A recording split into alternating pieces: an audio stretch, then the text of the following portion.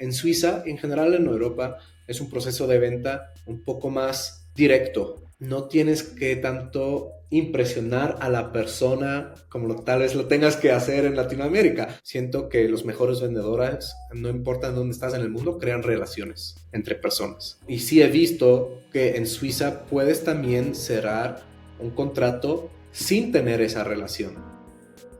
Hola y bienvenido a un capítulo más de Cuando el río suena. Mi nombre es Artemio Pedraza y cada semana entrevisto a los fundadores, operadores e inversionistas de las empresas y startups más exitosas de Latinoamérica para que puedas mejorar tu negocio hoy con sus lecciones y mejores prácticas. En este episodio entrevistamos a Jan Heimvierta, Visiting Partner en Platanus Ventures, el programa de aceleración latinoamericano que te da $200,000 a cambio del 5.5% de tu startup. Uniéndose a un fondo con más de 65 inversiones en la región, Jan se dedica a acompañar y a mentorear emprendedores con la experiencia que tiene de su propio emprendimiento perfecto y otros roles como Director de Business Development en Sonect. En este capítulo hablamos sobre cómo no basta solo con encontrar buenas oportunidades, ya que si estas no te apasionan, será muy difícil llevarlas a lugares emocionantes y grandes. También hablamos de que cuando se trata de levantar inversión, necesitas un pipeline bien armado y con mucho volumen. Platicamos sobre cómo los mejores vendedores aquí en Suiza y en cualquier parte del mundo lo que hacen mejor es construir relaciones, y también sobre la importancia de siempre ser flexibles. Esperamos que disfruten este capítulo. Bienvenidos. Cuando el río suena. Hola Jan, primero que nada, muchas gracias por venir a este espacio. Estamos emocionados de la conversación que vamos a tener. Y la verdad nos encantaría empezar por tu experiencia en Perfecto. Un poquito que nos cuentes de qué trataba esta compañía y también después de eso pasar a cuáles son las 3 lecciones que te llevas después de cerrar esta organización. Primero, muchas gracias por tenerme hoy. Muy emocionado de poder estar en su podcast. Pues sí, en Perfecto lo que buscábamos hacer era reducir el desperdicio de alimentos. Eso lo hacíamos con una suscripción de súper a domicilio, para ponerlo muy simple.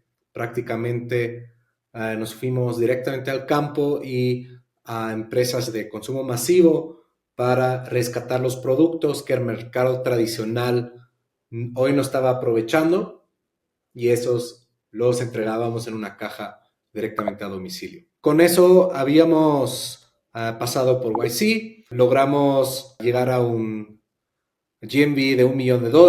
Teníamos un equipo increíble que siempre estaré muy afortunado de haber estado con ellos. Y pues los 3 aprendizajes, creo que siempre es un poco difícil reducirlo, pero creo que hoy puedo decir que por un lado, sin duda, algo que mejor hemos hecho es realmente enfocarnos en algo que nos emociona. Creo que el hecho de haber elegido una empresa o un porqué que no solo tiene un impacto positivo, que sino realmente también nos llama la atención más aparte de lo que podría ser lo monetario, hizo que fuimos mucho más allá de lo que tal vez hubiéramos hecho si no hubiera habido esa motivación, ¿no? Estábamos realmente invertidos emocionalmente con la empresa. Entonces, como el purpose, yo creo que es una parte importante cuando haces una empresa. Por el otro lado, creo que algo que no hicimos bien y que manejaría diferente es cómo manejamos a los inversionistas. Ahí hicimos muchos errores como first time founders, de cómo manejar la psicología de un inversionista, de entender cómo piensan y cómo la opinión de otros influye mucho en la toma de decisiones, y la importancia de tener realmente un proceso muy bien pensado y seguirlo paso por paso. Creo que es algo que haría también diferente. Perdón, Jan, ahí, ¿a qué te refieres con esto? Particularmente en la parte como de entender que le importa mucho a los inversionistas como el que dicen las demás personas un poco, y también la otra parte que es esta que mencionabas, ¿no? De tener como un proceso más, no sé si estandarizado o como algo que está sucediendo todo el tiempo, como ¿a qué te refieres con estas dos cosas? Creo que por un lado, cuando hablamos del proceso, es realmente asegurar que empiezas con armarte un buen pipeline de los fondos y ángeles o otro tipo de inversionistas que quieres atacar. O sea, hacer un buen research de en qué invierten, qué son los tickets que invierten, qué otras empresas están ahí. Luego también ver quién me puede hacer una intro buena con ese fondo, en vez de hacer un cold outreach, en vez de ir con alguien que tal vez no conoce muy bien a ese fondo. Entonces, encontrar cómo puedo entrar de la mejor manera a un decision maker en ese fondo. Luego también el buscar agendar la mayoría de las llamadas en un proceso en un tiempo muy cercano, idealmente de 2 semanas, si es posible, para que el proceso con todos empiece a correr al mismo tiempo. Eso es como una parte de cómo puedes llevar un fundraising process, que no es el único, pero que en efecto ahora también estoy viendo con muchas empresas en Platanus, que suele ser un proceso en efecto muy efectivo. Entonces creo que eso es a lo que me refiero de llevar un buen proceso, que creo que lo hicimos la segunda vez que intentamos levantar, pero no creo que lo hicimos suficiente bien. Haría algunas cosas que haría diferente, ya más detalles, ¿no?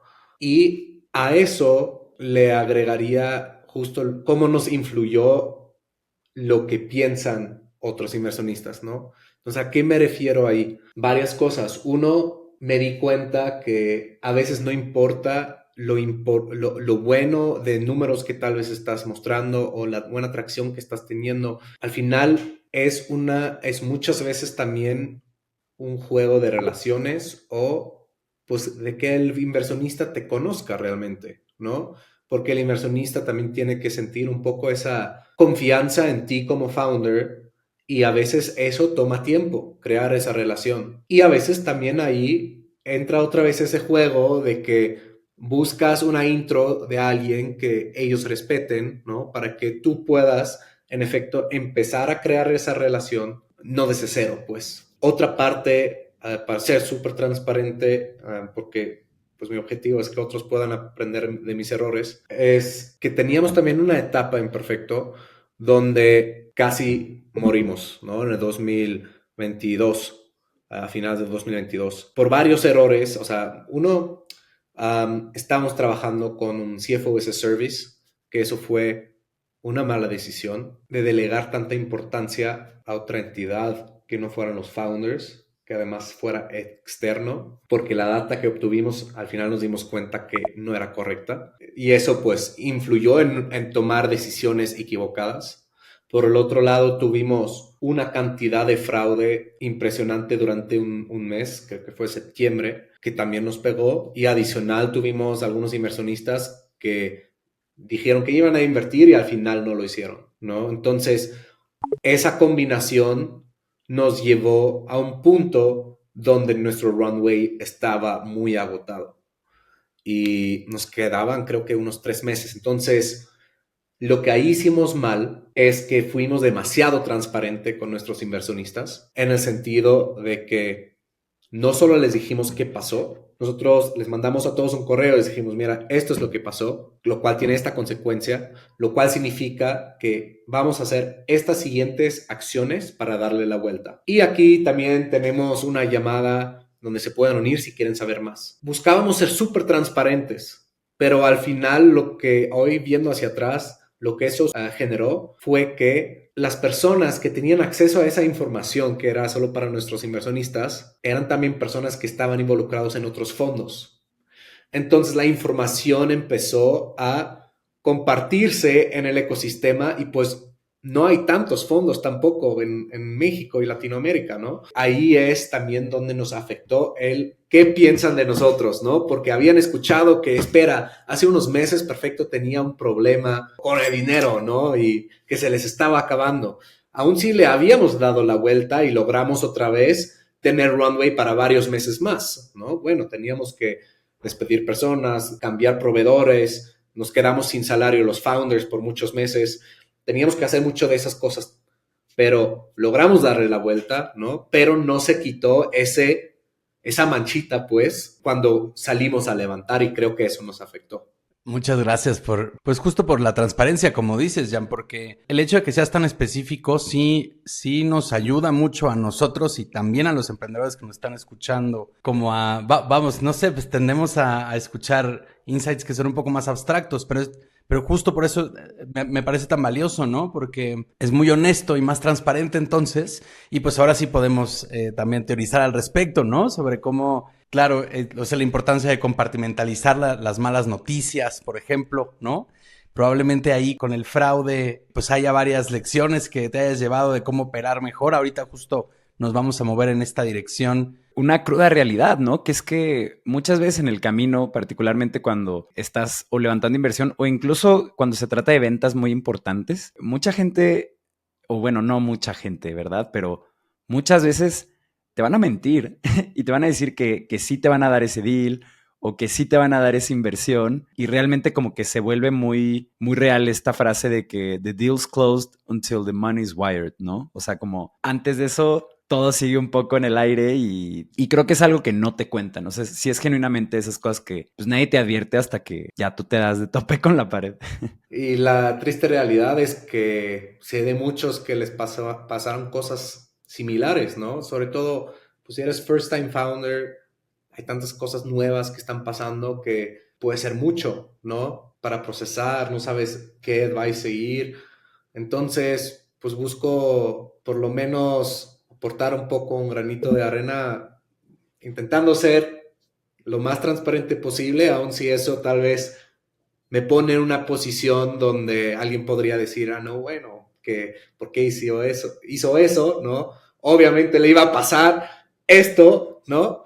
O sea, pero pues lo hago con el afán de que ojalá eso invita a otros founders a compartir sus errores también. Claro, claro. Oye, y aprovechando para picar un poco más ahí, Jan, nos mencionaste que habían contratado los servicios financieros de un tercero, ¿no? A eso te referías? Prácticamente, sí, te doy un poco más de contexto. O sea, lo que estábamos viendo es que estábamos creciendo muy rápido. Estábamos entre los founders viendo, ok, ¿qué son las tareas en donde nosotros podemos aportar el mayor valor para la empresa? ¿Dónde somos buenos? ¿En qué nos deberíamos enfocar? ¿Qué cosas no somos tan buenos o nos dan lata hacerlos o que son muy repetitivos y que creemos que alguien más lo puede hacer? Hicimos como un análisis de eso y una de las partes donde, bueno, Anaí, por ejemplo, sí tenía mucha experiencia porque es financiera y pues yo también he tenido un background medio financiero con lo que estudié, pero sin embargo, como toda la planeación financiera, o sea, hacer el P&L, sacar data, sentimos que nuestro tiempo no era lo más eficiente. Hablando con otros founders, había algunos que nos dijeron, ¿sabes qué? Creo que deberías trabajar con un CFO as a Service. Te puedo recomendar a alguien, ¿no? Nos dijimos, ok, let's look into it. Y pareció muy bueno en el sentido de que era una empresa que estaba trabajando con muchas otras startups. Nos mostraban todos los reportes que nos iban a generar. Y dijimos, increíble, no solo tendríamos un P&L más accurate, donde nos dan data mucha más específica sobre cómo qué compra cada cohort, qué es el producto favorito de cada cohort. O sea, mucho más efectivo que nada más el LTV por cohort, por ejemplo. Entonces nos iban a dar un P&L más preciso, data más precisa. Dijimos, ok, así podemos tomar mejores decisiones. Mejor data, mejores decisiones. El problema fue que luego la persona que nos dijo que iba a llevar ese proceso lo delegó a un junior y ese junior hizo muchos errores en el P&L y eso generó que mucha data no estaba correcta y nosotros dijimos en algún momento, es que no puede ser que con estos gastos tenemos este runway. Entonces ahí es donde Anaí dijo, ¿sabes qué? Voy a rehacer todo el P&L y ahí nos dimos cuenta de que hubo muchos errores y pues por eso un poco el learning es pues no contratar a un third party para hacer tu P&L. Muy un rookie error, ¿no? De que tú como founder deberías estar on top de tu P&L. Por eso a veces es difícil de admitir, pero en efecto algo que si contrataría a alguien para ayudarme con el P&L sería alguien que está in-house y tiene un incentivo en que sea correcto. Mientras que el CFO as a Service, que pues si no está bien, pues lo que puede pasar es que pierde un cliente, pero tiene 5 más. Bueno, y ahora, vamos, ahora estás como visiting partner en Platanus, ¿no? Entonces ahí también tienes la posibilidad de, pues de encontrarte con muchas nuevas startups de first time founders por un lado y personas que no, y también un poco ver la diferencia de experiencia, ¿no? De alguien que ya tuvo la primera vuelta y que ya va por la segunda o más. Y ahora pues estas cosas que nos cuentas son lecciones que nunca te vuelven a pasar, ¿no? Y entonces es justo esa ventaja competitiva que tienen quienes no son first time founders, ¿no? O sea que haberse llevado este tipo de lecciones anteriormente. Entonces, pues, agarrándonos de ahí, Jan, te queríamos preguntar, ¿qué es lo que consideras tú que es lo más valioso que traes a la mesa de Platanus como visiting partner? Y si lo pudiéramos dirigir a, ¿cuál consideras que ha sido tu mayor impacto en el año que llevas ya ahí? Sí, creo que es un poco lo que mencionas, ¿no? El ya haber fallado con una startup, creo que me da tal vez un insight que puede ser muy valioso para los founders porque les puedo decir las cosas que no funcionan, las cosas que no deberían hacer. También cuando yo he estado emprendiendo, solía aprender la mayoría de las cosas de founders que ya habían fallado. El problema con los first time founders que de una vez la rompen es que tienen un poco un survivor bias y no van a tener como un año de reflexión sobre por qué la cagué, ¿no? Porque para mí, pues eso, así se vio mi último año, ¿no? En realmente analizar qué cosas puedo hacer mejor, en qué cosas sí hicimos bien, ¿no? ¿Lo haría otra vez? ¿No lo haría otra vez? Spoiler, sí lo haría otra vez. Eso mismo, ¿no? El poder compartir no solo cosas que funcionan, sino realmente, honestamente, cosas que no funcionaron. Creo que eso es algo que puedo traer a la mesa y en ese aspecto, bueno, ojalá que el impacto que haya tenido en los founders es que tengan alguien con quien hablar abiertamente de sus problemas con los cuales se están enfrentando al diario, porque a veces es muy difícil como founder tener a alguien con quien hablar abiertamente de los problemas, porque uno, nadie te entiende realmente, y dos, siempre tienes que cuidar lo que dices. No puedes ser abierto con tus inversionistas normalmente porque se pueden asustar. También regresa un poco al punto que dijimos antes, ¿no? No puedes estar siempre 100% abierto y quiero hacer un punto muy importante aquí. Eso no significa no decir la verdad, ¿no? Creo que lo más importante es siempre decir la verdad, no hacer, no cambiar los números para que parezcan mejor.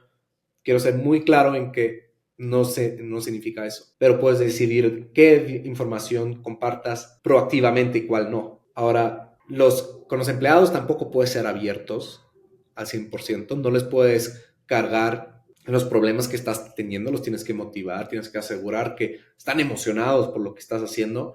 Chance tus co-founders, ojalá, si tienes, pero eso, o sea, con pocas personas puedes hablar abiertamente de que si algo va mal y lo que busco es poder ser un poco esa persona en Platanus, dado que en Platanus hacemos follow-on, entonces los founders no tienen que pensar que tienen que llegar solo con buenas cosas hacia mí, ¿no? Oye, Jan, ¿y tú le recomendarías a los founders de Platanus que un poco, tal vez, no te compartan todo? Buena pregunta, sí. Yo les digo a los founders que se sientan abiertos de poder compartirlo todo conmigo, porque uno, pasé por lo mismo, porque dos, como digo, a cambio de otros inversionistas tal vez, nosotros no tenemos el incentivo de invertir de nuevo, ¿no? Ya estamos dentro, entonces ya queremos, o sea, lo que necesitamos optimizar es que te vaya bien. Y la mejor forma de ayudarte es si me dices que va mal, ¿no? ¿En qué te podemos ayudar? Entonces, creo que eso es un poco cómo cambia la dinámica y por la cual yo sí les digo, siéntanse libres de compartir todo con nosotros. Fenomenal. Oye, Jan, algo también de lo que queríamos preguntarte es, hace poco vino al programa Santiago Zavala de 500 Startups y justo ellos acaban de cambiar su modelo de inversión. Antes tenían un programa muy similar al de Platanus, ¿no? En el que en ciertas semanas iban a un programa los fundadores y desarrollaban un proyecto en el que al final había como una entrega. Hace poco acaban de cambiar este modelo en el que buscan más un trato personalizado. Dentro de las lecciones que se llevaron fue que muchas veces al estar las startups iterando tan agresivamente en su etapa temprana, ¿no? O sea, es como, o pivoteas de target 3 veces, o de la forma de tu solución, o tu pricing, muchísimas cosas son las que puedes cambiar, que se daban cuenta que muchas veces a la mitad del programa ya muchas cosas habían cambiado y los fundadores no necesariamente hacían esos ajustes porque, pues, como que de cierta forma ya se habían comprometido a cierta visión que se había planteado en un inicio al programa, ¿no? Entonces queríamos preguntarte como qué ventajas y también qué problemas puede tener un programa de 3 meses como el que tienen ustedes en Platanus Ventures, como abordando un poco esa visión que nos compartió Santiago, ¿no? Sí, me parece muy interesante. Sin duda es una problemática que también vemos. Creo que como nosotros la atacamos es que no buscamos empujar las empresas que estén listos para Demo Day. ¿A qué me refiero? Sí, Demo Day es importante, es un hito. Y sí vemos que el hecho que le tengamos le mete un poco de presión a los founders y los adapta a un ritmo de trabajar más rápido. Y yo creo que por mi experiencia de YC, esos 3 meses de tener que sacarlo del estadio en 3 meses para poder presentar en Demo Day, me cambió un chip, me hizo trabajar mucho más eficiente, me hizo entender qué cosas son importantes de atacar y cuáles pueden esperar o tal vez ni son importantes, obtener learnings también mucho más rápido.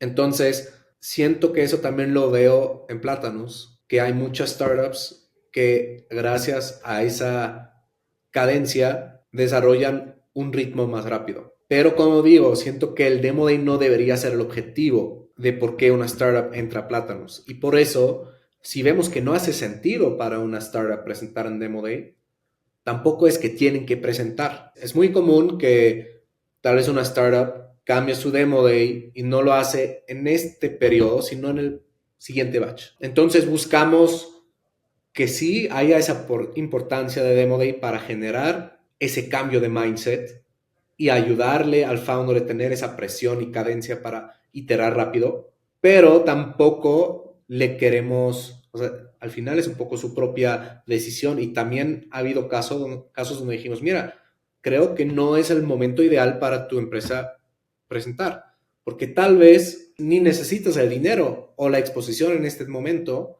mejor guárdatelo para cuando haga sentido para ti como empresa. Entonces, así es un poco como lo vemos. El Demo Day debería ser algo que le ayuda a la empresa, pero no debería ser el fin del programa. Entiendo. O sea, justo es una visión menos determinista de lo que tiene que ser ese Demo Day, ¿no? Incluso creo que esa flexibilidad de, sabes que aguántate, justo tal vez te diste cuenta de algo y ya no te da el tiempo de tener la solución que tú imaginabas y puedes presentar hasta el siguiente batch.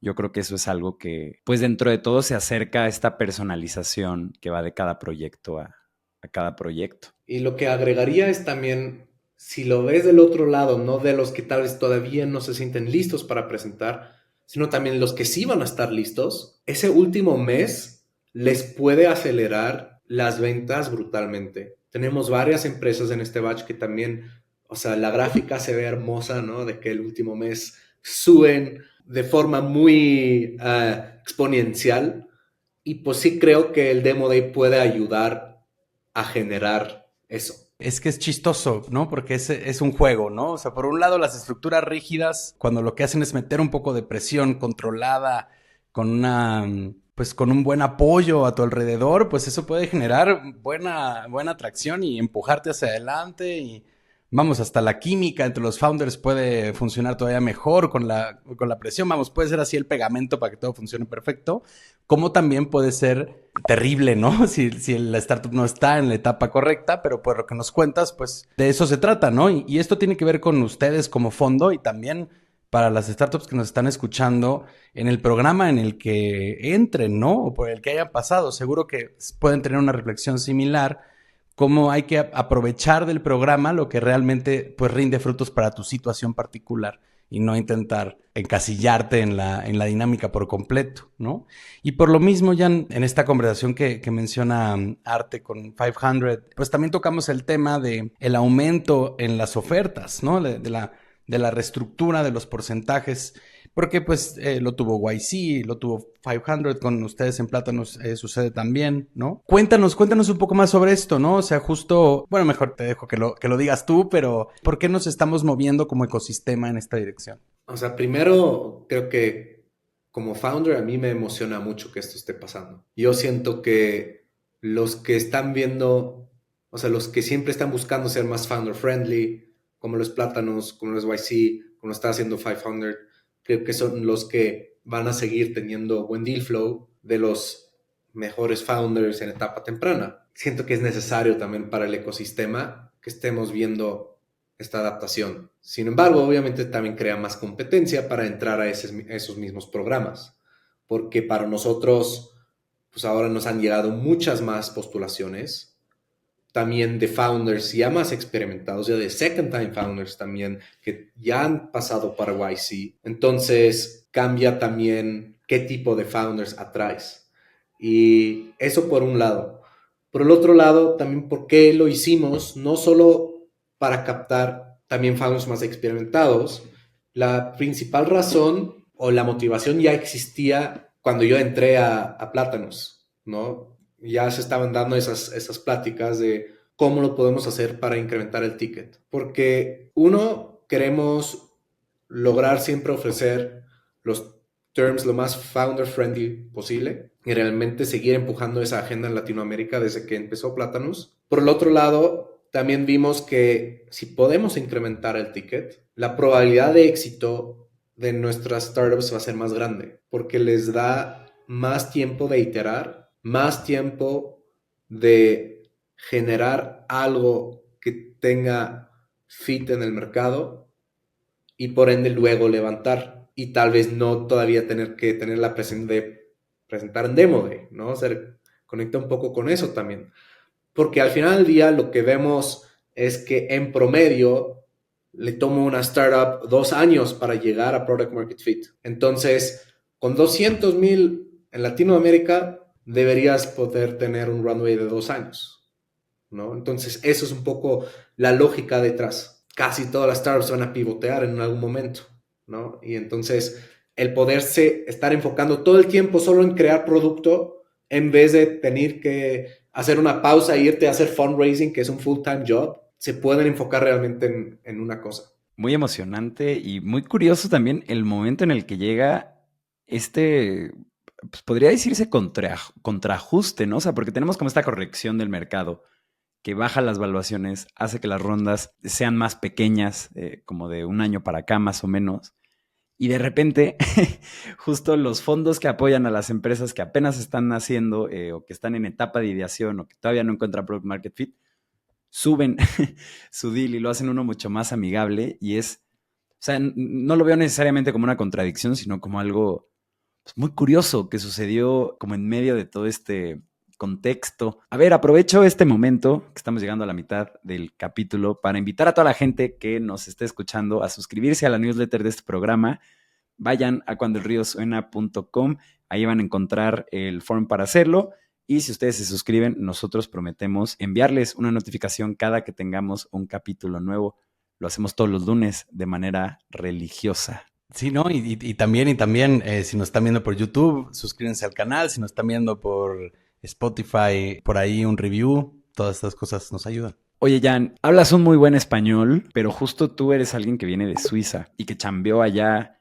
Y justo no podíamos no preguntarte cómo es el mercado B2B, o más bien, cuáles son las diferencias en ser una empresa que es B2B aquí en Latinoamérica y allá en Suiza, porque además trabajaste en... Sonect.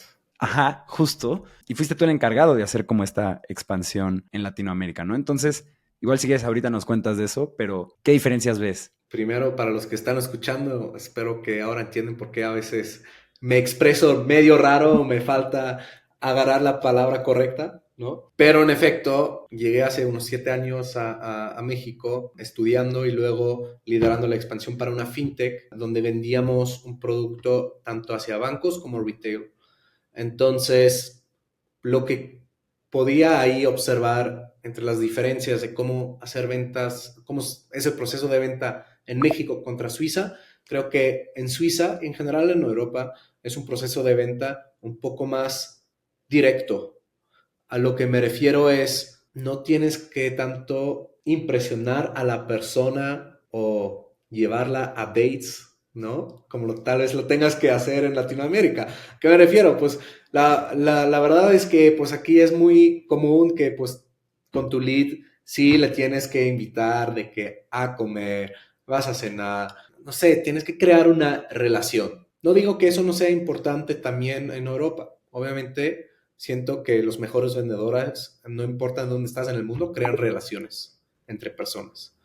Pero sí creo que, y sí he visto que en Suiza puedes también cerrar un contrato sin tener esa relación. Y creo que ahí está la diferencia. Y por ende, el proceso de venta lo puedes calcular un poco más, ¿no? De cuánto tiempo va a tomar. Realmente también la gente te dice que no, si no les interesa, esa es otra diferencia. Mientras que sí me he encontrado que, sobre todo en Ciudad de México, en Monterrey es otra vez un poco diferente, lo cual también es interesante, pero sobre todo en Ciudad de México y más hacia el sur de México, le cuesta a la gente decirte que no les interesa.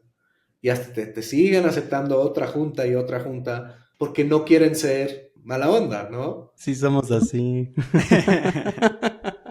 Sí, entonces, esos serían como dos puntos que sin duda me tuve que dar cuenta muy rápido. Qué chistoso, ¿no? Porque sí, es una verdad regional, ¿no? Aquí las cosas no son necesariamente transparentes y directas, que por otro lado, luego, estando mexicanos en Europa, nos parece que las cosas son bruscas. No necesariamente groseras, pero así como más tajantes, sí, un poco agresivas. Sí, como te sorprendes, por qué lo dice así, ¿no? A mí me pasó, o sea, con las primeras personas que contraté en México, cuando les estaba dando feedback, en algún momento dije, ¿qué pasó? O sea, ¿por qué ahora está molesto? ¿O por qué? ¿Por qué la cara larga, hermano? Ajá, entonces ya entendí, bueno, que tengo que dar el feedback de otra manera, tengo que tener primero de que, ve, ¿cómo vas? ¿No? ¿Cómo está la familia? Todo chido, sí. ¿No? O sea, como llevarnos bien como amigos y luego puedo, oye, ¿sabes qué? Es que creo que aquí tienes que hacerlo diferente, ¿no? Tienes que tener mucho más cuidado cómo das el feedback que en Suiza, donde le puedo decir, güey, no hagas esta tontería. Ah, sí, perdón, lo voy a hacer diferente, chido, ¿no? Y luego vas a tomar algo. Y está bien. Creo que igual se está dando más esa cultura, honestamente. He notado que sí, creo que el hecho que hemos tenido más empresas tech, se nota que viene ese cambio de cultura laboral.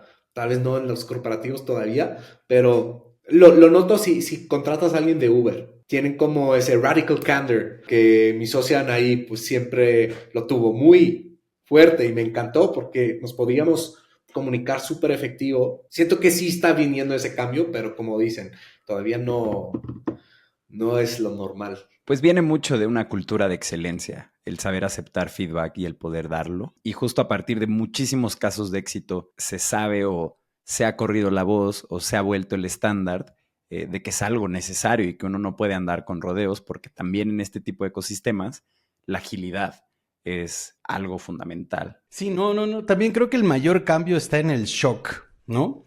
Pero una vez que pasa el shock, en realidad tampoco son tantos los rodeos, no es tanto el floreo, ¿no? O sea, como que el adorno no es tan exagerado, es más bien pero sí es una visión distinta, o sea, es el lugar desde donde empiezas, pues está 3 pasos más para allá, ¿no? Aunque puedas, ¿no?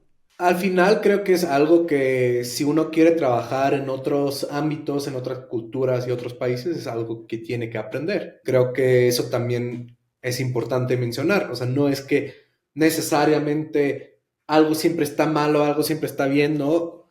Creo que todas las cosas tienen su lugar. Creo que algo, por ejemplo, que me gusta del ambiente laboral en Latinoamérica es que realmente puedes crear un vínculo más personal.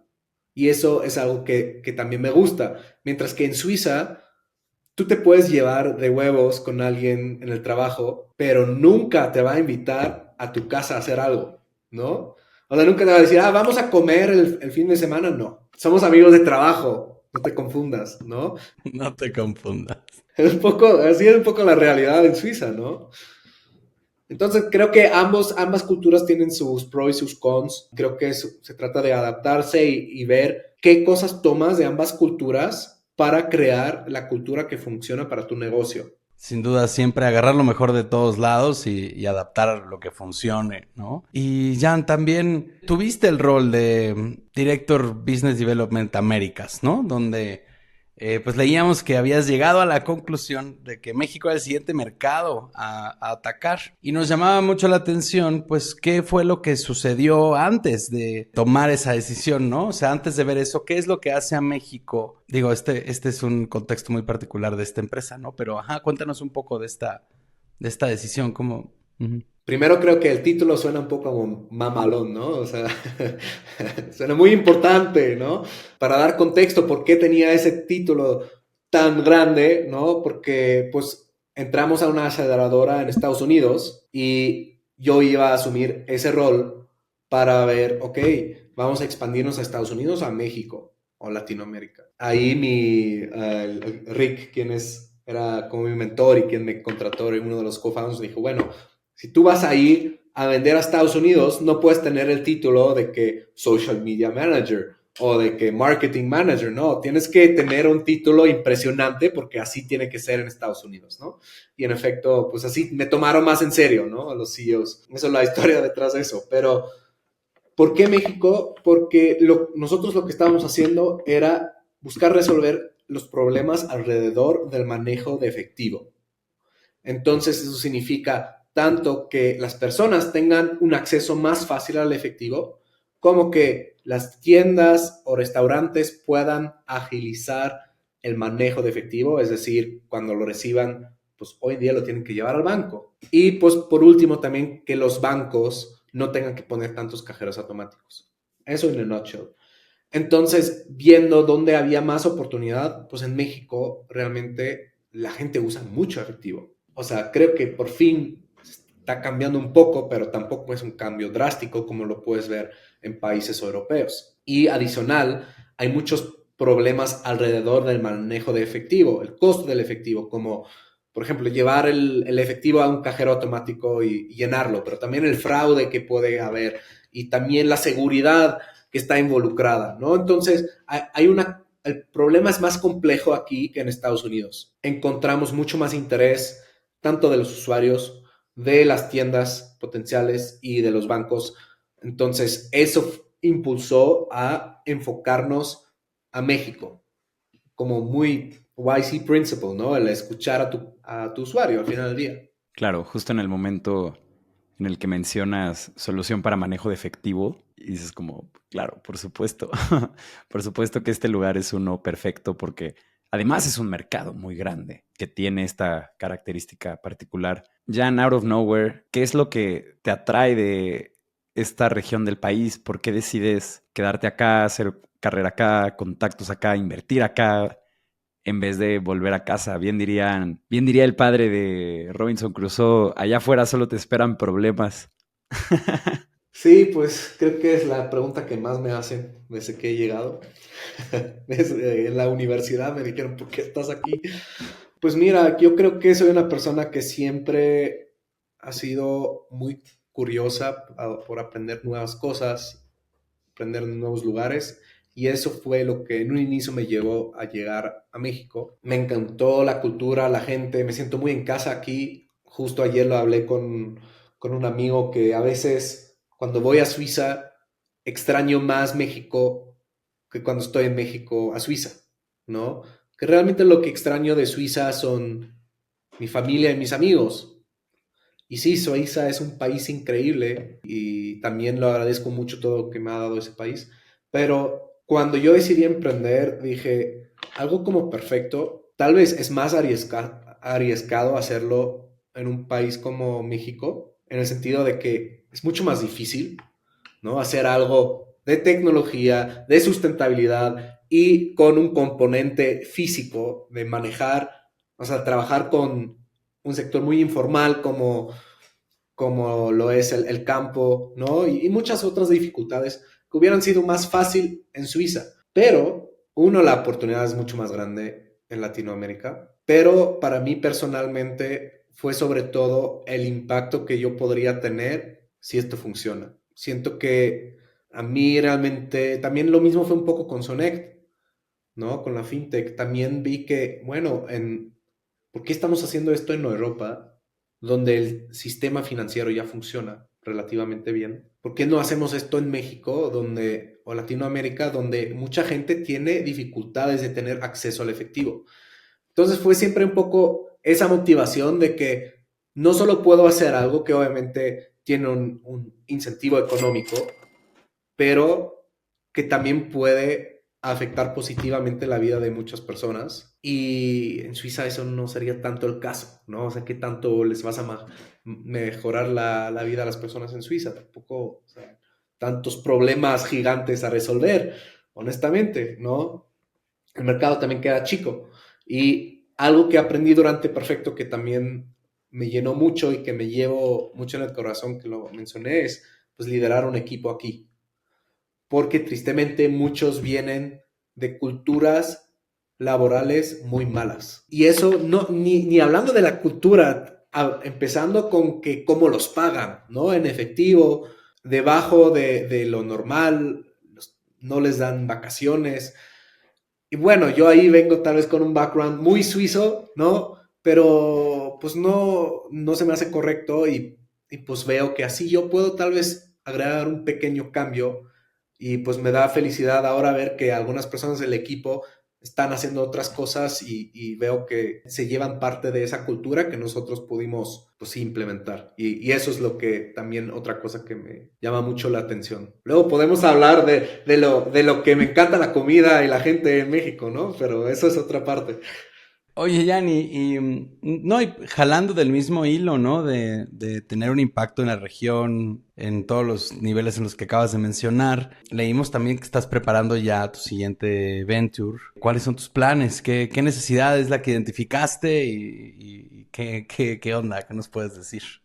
¿Qué nos puedes adelantar? Sí, pues mira, ahí todavía estamos en una fase muy exploratoria. Ya habíamos empezado con un producto, ya lo habíamos desarrollado y ya teníamos clientes, pero justo nos dimos cuenta que podría ser un modelo donde podemos hacer dinero, pero me faltó un poco esa motivación de algo más grande, ¿no? Entonces, justo estamos decidiendo a qué vamos a pivotear. Entonces, si alguien tiene un problema que deberíamos de resolver, pues yo encantado de escuchar. Ok, ok, ok.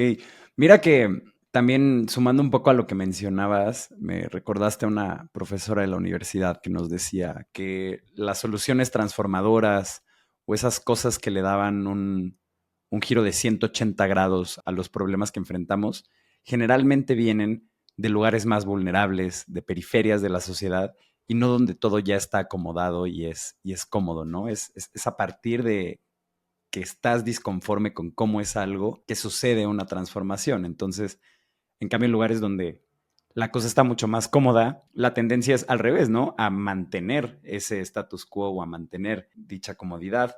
Jan, también por ahí leímos que siempre estuviste activo en eventos como Startup Weekends o Tech Weekends, no recuerdo bien el nombre, pero como este tipo de eventos que promueven mucho el emprendedurismo y el pensar ideas con software. ¿Qué te llevas tú de esas experiencias? ¿Consideras que son valiosas? ¿Y qué lecciones te llevas de ese tiempo de tu vida? Sí, pues creo que para mí fue como los Startup Weekends, sobre todo, fueron como mi entrada al mundo emprendedor. Hubiera mucho que podría contar porque el sistema educativo en sí es un poco diferente, entonces, diferentes motivaciones de por qué me metí en eso, pero creo que lo principal que eso me dio era el pensar en grande y el saber de que, oye, yo también puedo hacer todas estas cosas, ¿no? No hay límites. Que siento que es algo que ojalá podemos transmitir más, justamente con podcasts como el de ustedes en Latinoamérica, porque pues creo que aquí tenemos la dificultad que tristemente muchas personas piensan, y entiendo por qué, que por donde están en el nivel socioeconómico, tal vez no pueden hacer A, B y C. En el sentido de que, ¿sabes? Tengo que cuidado como lo digo, porque se puede malentender. Me refiero mucho más a las capacidades como persona. Luego es otra cosa que lamentablemente muchos no van a tener la oportunidad de emprender por las oportunidades, o sea, porque no pueden financieramente, que es una triste realidad también. Entonces ahí es donde siento que me encanta que hay cosas como Plátanos, ¿no? O 500, o YC, o muchos otros que invierten dinero en una etapa temprana para que tal vez también founders que no vienen de un background de socioeconómico alto puedan aventarse a emprender. En Suiza, doy ese contexto porque en Suiza eso no pasa tanto porque pues yo no vengo de una familia con mucho dinero, pero puedo darme el lujo de emprender porque en Suiza tú pues, ganas suficiente para darte el salto también si no vienes de un nivel socioeconómico alto, ¿no? O sea, se mueve mucho más, la gente, es mucho más fácil que tú te puedas mover entre los niveles socioeconómicos que lo es en Latinoamérica, tristemente, ¿no? Lo que me faltó, sin embargo, era como ese apetito o esa apertura a arriesgarme, porque Suiza, sin embargo, es un país muy conservador, similar a México, y si tú fallas en algo, la gente no lo ve bien, ¿no? O sea, tú deberías de que irte por una carrera en un banco, en una aseguradora, ¿sabes? Algo, crear un corporate world, ser consultant, eso es éxito. No hay tanta cultura de emprender en Suiza. Es un país muy innovador, pero la mayoría de la innovación viene desde los corporativos y las universidades, no tanto de un mundo startupero. Ese es muy pequeño en Suiza. Entonces los Startup Weekends me dieron esa oportunidad de decir, oye, puedo intentar estas cosas y puedo fallar y puedo tomar ese riesgo, no importa lo que pienses. O sea, es un poco ese shift de mindset, creo que me dio. Y creo que eso ayudaría mucho en México también. Solo que aquí luego, como digo, tenemos la otra problemática a atacar, es cómo le damos los recursos financieros a las personas que no los tienen. Bueno, eso es toda otra cosa que me estoy adelantando. Sí, sí, no, pero es al final del día este problema de raíz de la falta de igualdad de oportunidades en materia para poder tomar riesgos y emprender este tipo de caminos. Y eso tal vez, perdón que te interrumpa, pero eso creo que es un gran motivador para mí de hacer algo en México y Latinoamérica, porque siento que si podemos lograr crear buenas empresas aquí y traer inversión extranjera aquí, así es como podemos poco a poco generar ese cambio, porque al final ese éxito, si hacemos parte a todas las personas de la empresa y les damos employee stock options, etcétera, ellos también pueden acumular esa parte del éxito económico. Un poco complejo explicar mis pensamientos en español.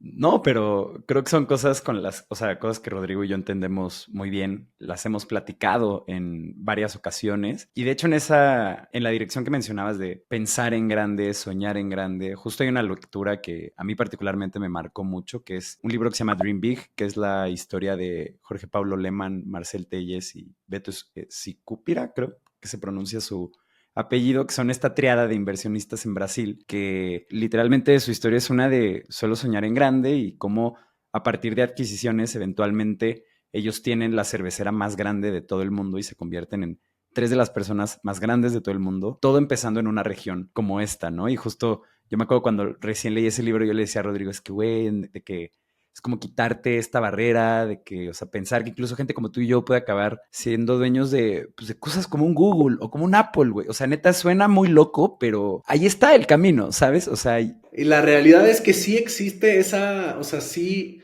nos ponemos esa barrera. Y siento que eventos como los Startup Weekends y otras cosas, ¿no? Pueden apoyar a quitar ese techo. fenomenal. Pues ya llegamos al final de esta entrevista. Jan, muchísimas gracias por venir acá, por tu honestidad brutal. Creo que es súper valiosa esta conversación para muchísimos emprendedores, también para que conozcan un poco de lo que se pueden llevar acercándose a Plátanos y a la gente que está ayudando a construir esta iniciativa. Muchas gracias a ustedes por tenerme y a todos los que están escuchando. De igual manera, queremos pedirles, Rodrigo y yo, con el corazón en mano, que si nos pueden ayudar compartiendo este espacio con cualquier fundador, operador o inversionista de una empresa de tecnología en Latinoamérica. Se los agradeceremos mucho, ya que así vamos a llegar a la gente adecuada más temprano que tarde. De igual manera, recuerden suscribirse a nuestra newsletter en cuandoelriosuena.com y nosotros prometemos notificarles cada que tengamos un capítulo nuevo para ustedes. Nos vemos el próximo lunes. Muchas gracias, Jan. Hasta la próxima.